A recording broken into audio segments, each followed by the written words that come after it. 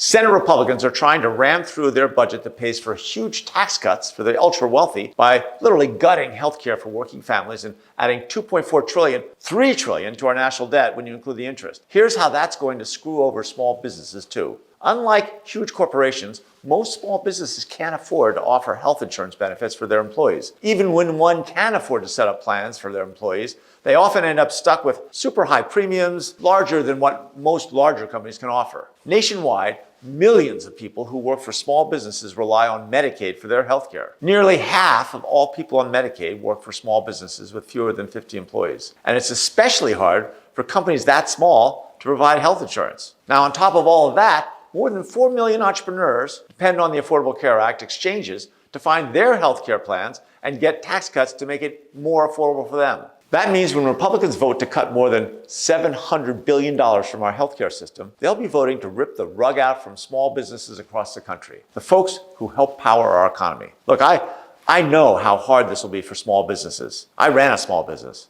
When I started Colorado's first brew pub, it was a risky decision. I knew that. And I remember how difficult it was. If Republicans go through with these massive cuts to Medicaid and the Affordable Care Act, just to hand out tax breaks to the richest Americans and biggest corporations, they're going to be sticking it to Main Street. They'll make it harder and harder to run a small business.